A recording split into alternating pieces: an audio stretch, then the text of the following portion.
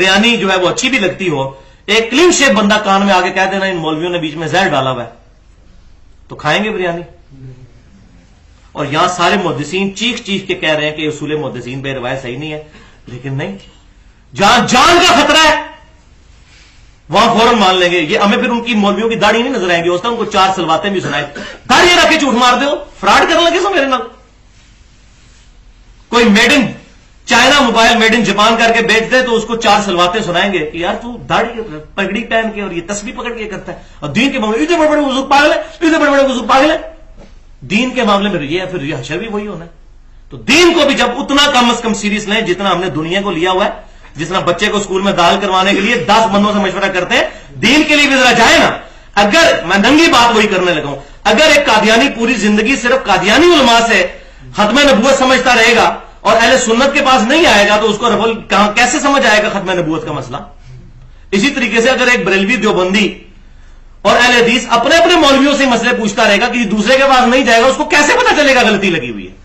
तो सबके पास जाना होगा। और फिर अल्हम्दुलिल्लाह इन मौलवियों ने यह एहसान उम्मत पे कर दिया, किताबें ट्रांसलेट कर दी हैं, अब खुद जाके आप चेक कर सकते हैं। अब इनकी किताबें दिखाएं तो कहते हैं नहीं ये अवाम के पढ़ने के लिए नहीं है, तो अवाम के लिए पढ़ने तो हमने तर्जमा क्यों किया? पैसे कमाने के लिए? आपके लिए तो अरबी भी काफी थी, अवाम के लिए किया है, तो अपने लिखे हुए तर्जुमों से भी फिर जाते हैं। तो ये 2 नंबरी की जो है वो इंतहा है। अब इस कॉन्टेक्स्ट में जरा दिल थाम कर, मैं इतनी सख्त गुफ्तगू करता ना तो शायद किसी को हजम ना होती, लेकिन ये अल्लाह की करोड़ों रहमतें हो इमाम बुखारी रहमतुल्लाह अलैह पर, उन्होंने बड़े सख्त अल्फाज के साथ गुफ्तगू की है, वो मैं वर्ड बाई वर्ड आपको गुफ्तगू सुनाने लगा हूं ताकि ये इशू रिजॉल्व हो जाए। इमाम बुखारी रहमतुल्लाह अलैह ने 122 अहदीस जमा की हैं, अलग से एक हदीस की किताब लिखी है जो सही सनद से तमाम मुहद्दिसीन ने साबित किया कि उनकी ही किताब है, जैसे कि सही बुखारी, उसका नाम है जुज रफउल यदैन। जुज कहते हैं हदीस की उस किताब को जो सिर्फ एक टॉपिक पे लिखी जाती है। सही बुखारी जो है इसका नाम है अल जामिउ सही, जामे किताब है सही हदीस की, लेकिन जुज जिसमें सिर्फ एक टॉपिक हो। जुज अल क़िरा भी लिखी इमाम बुखारी ने। जुज रफउल यदैन में उन्होंने मुकदमे में अपनी इस किताब को लिखने का मकसद बयान कर दिया। वो word by word original book से फोटोकॉपी मैंने लगाई हुई है, आपको पढ़ के सुनाता हूं। वो कहते हैं यह किताब उस मजहूल शख्स पर रद है, उस बंदे का नाम नहीं उन्होंने लिया, कौन है?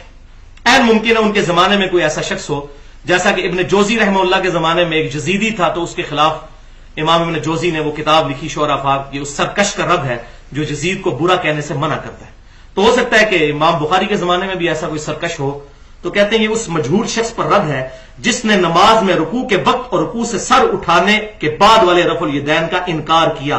इसने ला यानी और फजूल तकल्लुफ करते हुए अजमियों पर इसे मुबहम रखा, जो अरबी नहीं जानते थे, अजमियों मुबहम रखा, एम्बिगुअस कर दिया, जो कि रसूलुल्लाह सल्लल्लाहु अलैहि वसल्लम के फेल और कौल और आपके सहाबा के फेल और उनकी रवायत और इसी तरह ताबईन के फेल से साबित है। सलफ सालेहीन ने इस मसले में सही अहादीस की पैरवी की है। अल्लाह उन सलफ सालेहीन पर रहम फरमाए और उनके साथ अपने वादों को पूरा फरमाए। लेकिन इस मुनकिर ने, इस रद्द करने वाले ने अपने सीने की कदूरत और दिल की तंगी जाहिर की है। इसने रसूलुल्लाह की सुन्नत से नफरत और अहले सुन्नत से दुश्मनी और तकब्बुर किया है। अंदाजा करें जो रफुल यदैन के खिलाफ बात करता है उसके बारे में। आगे तो उन्होंने हादी कर दी। इस बिदअती के गोश्त, हड्डियों और दिमाग में बिदअत घुस चुकी है, गोश्त, हड्डियों और दिमाग में। और ये ना समझिए उनके अपने अल्फाज हैं, ये सुनन नबी दाऊद और तिरमिज़ी में सही हदीस है, मेरी उम्मत में ऐसे ग्रोह पैदा होंगे जिनके अंदर बिदअतें इस तरह सरायत कर जाएंगी जिस तरह बावला कुत्ता किसी को काट जाए उसका असर एक एक रगो रेशे में पहुंच जाएगा। ये हदीस के मुताबिक उन्होंने सही कहा कि बिदअत इसके दिमाग, गोश्त और हड्डियों में पहुंच चुकी है।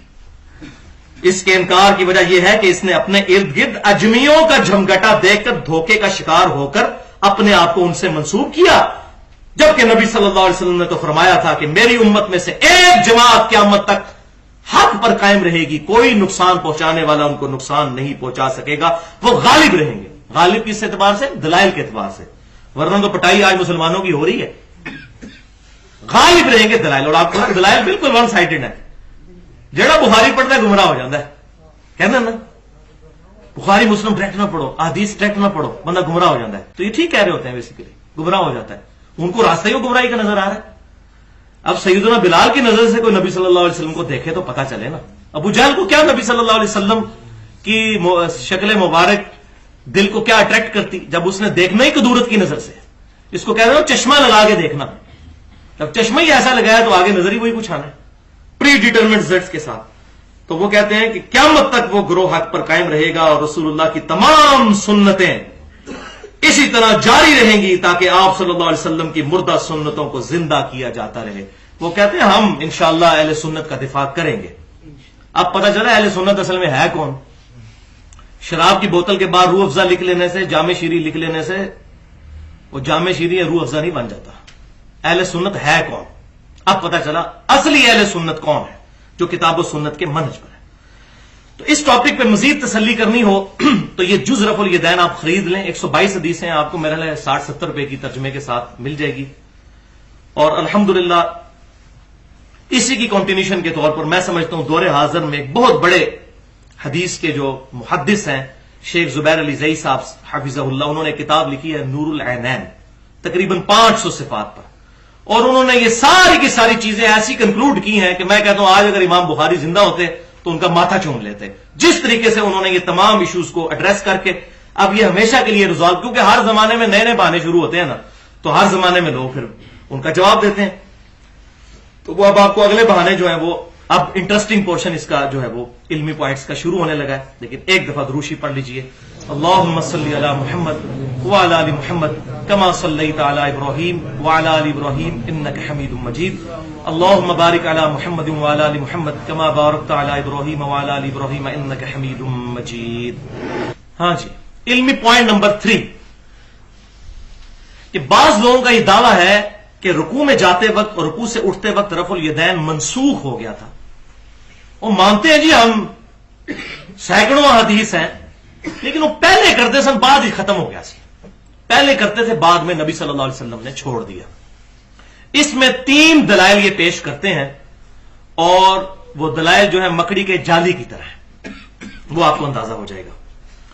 پہلی یہ دلیل پیش کرتے ہیں کہ جی وہ ایک حدیث ہے کہ صحابہ کرام علیہم رضوان، ایک حدیث ہے سن سنا کے سننی، ہم پڑھ پڑھا کے سننی، یہ سن سنا کے سننی. ایک حدیث ہے کہ وہ بعض منافقین جو ہیں وہ اپنی بغلوں میں بت رکھ کر تو نبی صلی اللہ علیہ وسلم کے پیچھے آ کے نماز نیت کر لیتے تھے، تو آپ صلی اللہ علیہ وسلم رفع الیدین کرتے تھے تاکہ وہ بت گر جائے. بھائیو وہ تو پہلے رفع الیدین میں بت گر جائے گا، اور اگر آپ اس طریقے سے رفع الیدین کر کے کریں تو آپ پوری نماز میں ہی کرتے رہیں گے، بت نہیں گرے گا. یہ حدیث دنیا کی کسی کتاب میں، حدیث کی کتاب میں بغیر سند کے بھی موجود ہو، ضعیف کی تو بات ہی نہیں میں کر رہا، بغیر سند کے حدیث کی کتاب میں، ہم سارے کے سارے معاملات جو ہیں وہ چھوڑنے کے لیے تیار ہیں. اتنا بڑا چیلنج ہے. ورنہ پھر توبہ کریں، اللہ سے ڈر جائیں. اتنے بڑا جملہ، اور اس میں وہی بات کروں گا جو بخاری اور مسلم کی متفق علیہ حدیث ہے. آپ صلی اللہ علیہ وسلم نے فرمایا جس شخص نے میری طرف جھوٹی حدیث منسوب کی وہ اپنا مقام دوزخ میں دیکھ لے. توبہ کریں. اور صحیح مسلم میں حدیث ہے، مقدمے میں امام مسلم لے کر آئے ہیں کہ سیدنا ابو ہریرہ رضی اللہ تعالیٰ عنہ کہتے ہیں کہ نبی صلی اللہ علیہ وسلم نے فرمایا کہ ایسا زمانہ بھی آئے گا، اور قرب قیامت کے لیے پرٹیکولر فرمایا کہ لوگ ایسی ایسی حدیثیں تم سے بیان کریں گے جو تمہارے آباء و اجداد نے بھی نہ سنی ہوں گی. ان سے بچنا کہیں وہ تمہیں فتنے میں مبتلا کر کے گمراہ نہ کر دیں. آباء و اجداد سے یہ نہیں مراد کہ ہمارے ماں باپ اگر ان پڑھ ہیں، انہوں نے تو قرآن بھی نہیں اگر پڑھا ہوا تو انہوں نے نہیں سنی ہوگی. مراد یہ ہے کہ جو اہل علم گزرے ہیں انہوں نے اس کو بیان نہیں کیا ہوگا. اگر وہ پڑھیں گے نہیں قرآن حدیث تو آباء و اجداد کو کہاں سے پتہ چلے گا. مراد یہ ایسی حدیثیں ہوں گی جو کہیں موجود ہی نہیں ہوں گی، اور انہی میں سے یہ ہے. اور الحمدللہ میرے نبی صلی اللہ علیہ وسلم کی خوشخبری جو تھی، قیامت کی نشانیوں میں سے ایک جو نشانی تھی وہ ہمیں اس حدیث کی شکل میں نظر آ رہی ہے جو بالکل منسوب کی جھوٹی، کہ مکے میں رفع الیدین ہوتا تھا، مدینے میں نہیں ہوتا تھا، وہاں بت رکھ کے آتے تھے.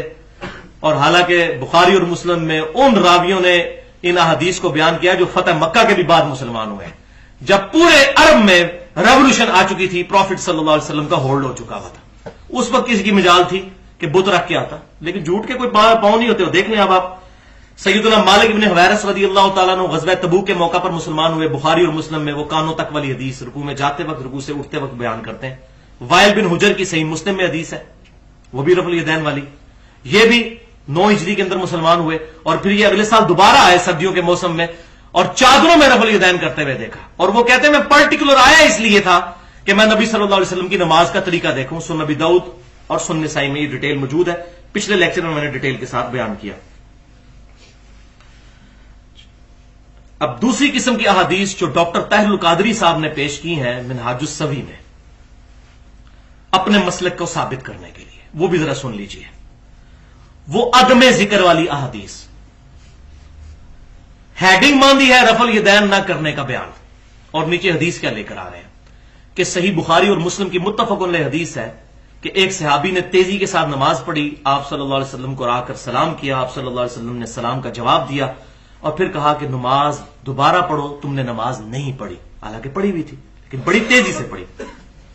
دوسری دفعہ بھی ہوا، آپ صلی اللہ علیہ وسلم نے سلام کا جواب دیا، پھر یہی فرمایا کہ دوبارہ پڑھو، تم نے نماز نہیں پڑھی. تیسری یا چوتھی دفعہ راوی کہتے ہیں کہ آپ صلی اللہ علیہ وسلم سے اس نے ریکویسٹ کی کہ مجھے یا رسول اللہ صلی اللہ علیہ وسلم نماز کا طریقہ سکھا دیجئے کہ میری غلطی کہاں پر ہے. تو آپ صلی اللہ علیہ وسلم نے فرمایا کہ جب تم نماز کا ارادہ کرو تو اچھے طریقے سے وضو کرو، پھر قبلہ رخ ہو کر کھڑے ہو اور اللہ کی تکبیر کہہ کر نماز شروع کرو، اور آسانی سے جو قرآن میسر ہو وہ پڑھو، پھر سکون کے ساتھ رکوع میں جاؤ، پھر رکوع سے کھڑے ہو تو بالکل سیدھے کھڑے ہو جاؤ سکون کے ساتھ، وہی ہاتھ چھوڑ کر ہی کھڑے ہونا ہے قومے میں، حتیٰ کہ ہر ہڈی اپنی جگہ پر آ جائے، جو ابو حمید سعدی رضی اللہ تعالیٰ عنہ بھی کہتے ہیں. اس کے بعد سکون سے سجدہ کرو، پھر دو سجدوں کے درمیان بھی سکون سے بیٹھو. یعنی وہ تیزی تیزی سے نماز پڑھ رہے تھے، آپ صلی اللہ علیہ وسلم نے ان کو ایک ایک رکن سکھایا جس میں وہ تیزی کر رہے تھے. پھر دوسرا سجدہ کرو، اس کے بعد بھی سکون سے بیٹھ جاؤ، اور پھر اس کے بعد دوسری رکعت کے لیے کھڑے ہو. یہ بخاری میں بھی ہے اور مسلم میں بھی، اور میں نے بخاری کا جو ترک پڑھا وہ انٹرنیشنل نمبر کے مطابق 6251 ہے. وہ کہتے ہیں دیکھیں جی ڈاکٹر طاہر القادری صاحب کہتے ہیں اس میں رفع الیدین کا ذکر ہی کوئی نہیں، لہذا طریقے میں ہے ہی کوئی نہیں. تو بھائیو اس میں تو سبحان ربی العظیم کا بھی ذکر کوئی نہیں ہے، اس میں سبحان ربی الاعلیٰ کا بھی ذکر کوئی نہیں ہے، اس میں التحیات للہ والصلوات والطیبات کا بھی ذکر نہیں، اس میں پہلے رفع الیدین کا بھی ذکر نہیں، وہ بھی منسوخ ہو گیا. جھوٹ کے پاؤں نہیں نہ ہوتے. یہ تو ان کی غلطی ان کو بتائی جا رہی تھی کہ وہ کہاں پر غلطی کر رہے ہیں، وہی غلطی تو ایڈریس کرنی تھی. تو اس کو کہا جاتا ہے عدم ذکر، کہ یہاں پر جس چیز کا ذکر ضروری تھا وہی کیا، باقی کا ذکر عدم ہے.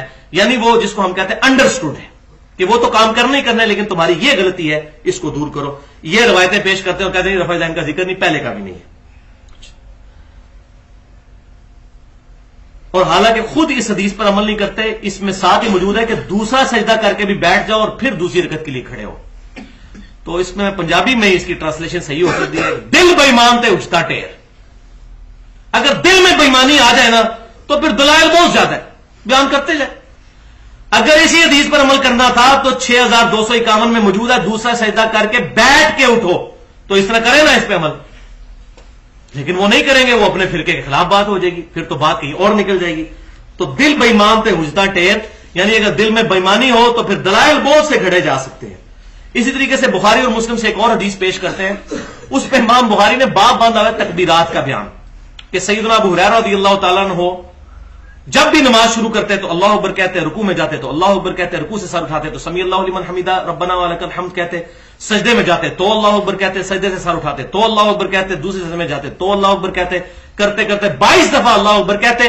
اینڈ پہ وہ کہتے کہ میں تم سب سے زیادہ رسول اللہ صلی اللہ علیہ وسلم کی نماز سے واقف ہوں. آپ صلی اللہ علیہ وسلم اپنی وفات تک اس طریقے سے نماز پڑھتے رہے. وہ کہتے دیکھو جی وفات کا بھی ذکر آ گیا، رفع الیدین اتنے کوئی نہیں ہے. وہ بتاتے نہیں کانٹیکسٹ کیا ہے. پورا چیپٹر ہے بخاری اور مسلم میں کہ بنو امیہ کے شریر گورنروں نے تکبیرات کہنے کی سنت چھوڑ دی تھی، ان کو ایڈریس کیا تھا سیدنا ابو ہریرہ نے کہ تم تکبیرات نہیں کہتے، کیوں؟ اس میں تو پہلے رفع الیدین کا بھی ذکر کوئی نہیں، تو وہ بھی ختم ہو گیا. پھر اس میں سورۃ الفاتحہ کا ذکر کوئی نہیں، سبحان ربی العظیم کا ذکر کوئی نہیں، سبحان ربی الاعلیٰ کا نہیں. اور مارے بھی بولے بھائی اٹھا کے آ جاتے ہیں، وہ جی حدیث نکال دیجیے انہوں نے بخاری مسلم سے.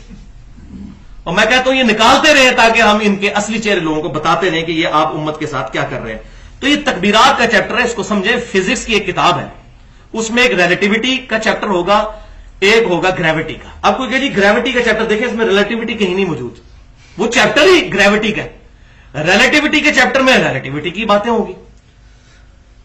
اسی طریقے سے تکبیرات والا چیپٹر یہ ہے، اور نماز کا رفع الیدین پہ پورا چیپٹر الگ سے ہے بخاری اور مسلم میں، اس میں رفع الیدین والی حدیثیں ملیں گی، اس کی طرف نہیں جاتے اور امت کو دھوکہ دینے کی کوشش کرتے ہیں. میں وہی بات کروں گا وَأَنْتُمْ تَعْلَمُونَ، تم جانتے تو ہو.